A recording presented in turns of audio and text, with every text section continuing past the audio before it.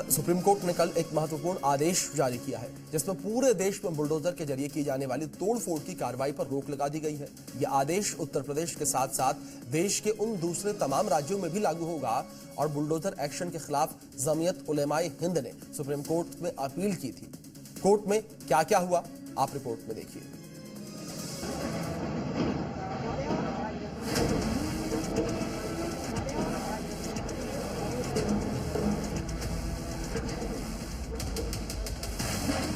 UP के CM Yogi Adityanath का bulldozer थम गया। एमपी के सीएम मोहन यादव के बुलडोजर पर ब्रेक लग गई। असम के सीएम हिमंता बिस्वा शर्मा का बुलडोजर रोक दिया गया। आंध्र के सीएम चंद्रबाबू नायडू का बुलडोजर अब नहीं चलेगा। उत्तराखंड के सीएम पुष्कर धामी के बुलडोजर पर ब्रेक लग गया। सुप्रीम कोर्ट ने डिमोलिशन यानी बुलडोजर एक्शन पर रोक लगा दी। आदेश तुरंत पूरे देश में लागू माना जाएगा।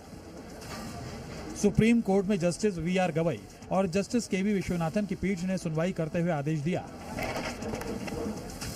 कि डिमोलिशन की प्रक्रिया तय होनी जरूरी। 1 अक्टूबर तक बुलडोजर एक्शन पर रोक। अवैध निर्माण अतिक्रमण पर असर नहीं। 2 हफ्ते रोक से आसमान नहीं फट जाएगा। सुप्रीम कोर्ट ने देश भर में बुलडोजर कार्रवाई पर रोक लगा दी है। कोर्ट ने जो अंतरिम आदेश दिया है उसके मुताबिक 1 अक्टूबर को होने वाली अगली सुनवाई तक किसी का घर या किसी की निजी संपत्ति को बुलडोजर से ढाया नहीं जाएगा। हालांकि कोर्ट ने यह साफ किया है कि अगर सड़क पर, फुटपाथ पर या रेलवे लाइन पर कोई अवैध निर्माण है तो उस पर यह आदेश लागू नहीं होगा। सुप्रीम कोर्ट में बहस के दौरान सरकार की तरफ से सॉलिसिटर जनरल तुषार मेहता ने दलील रखी। बुलडोजर एक्शन का गलत नैरेटिव बनाया जा रहा है। कानूनी प्रक्रिया से ही बुलडोजर कार्रवाई हुई। समुदाय विशेष को टारगेट नहीं किया गया। एमपी में 70 दुकानें गिराई गईं। हिंदुओं की 50 दुकानों पर एक्शन हुआ। संवैधानिक संस्था को ऐसे बांध नहीं सकते। हालांकि पीठ ने नरमी बरतने से इनकार करते हुए कहा कि अगर 1 सप्ताह के लिए तोड़फोड़ रोक दी जाए तो आसमान नहीं गिर जाएगा। वहीं याचिकाकर्ता जमीयत उलेमाए हिंद की ओर से सुप्रीम कोर्ट में दाखिल याचिका में कहा गया कि बीजेपी शासित राज्यों में मुसलमानों को निशाना बनाकर बुलडोजर एक्शन लिया जा रहा है। परिवार निशाना बनाए जा रहे हैं। भीलवाड़ा जो राजस्थान का एरियाज है वहां पर कई जगह पर बुलडोजर परसों लगाए गए हैं और बुलडोजर्स के माध्यम से वहां पर कई प्रॉपर्टीज एरियाज को डेमोलिश कर दिया गया। जब कोर्ट ने 2 सितंबर को ऑर्डर पास किया था और यहां पर एफिडेविट भी तुषार मेहता जो हमारे सॉलिसिटर जनरल हैं उन्होंने दिया हुआ था कि हम ऐसा कुछ भी नहीं करेंगे, उसके बावजूद भी इन्होंने किया। Today court has after hearing has pass an order without court permission no demolition can be taken place without court permission except the removal of the road encroachment and water bodies encroachment or railway track etc. statement. Supreme court ने जैसे ही bulldozer action पर रोक लगाई, विपक्ष ने मोर्चा खोल दिया। सत्ता पक्ष और विपक्ष के बीच जुबानी जंग शुरू हो गई। बुलडोजर न्याय नहीं हो सकता है। बुलडोजर अनकॉन्स्टिट्यूशनल था। बुलडोजर लोगों को डराने के लिए था।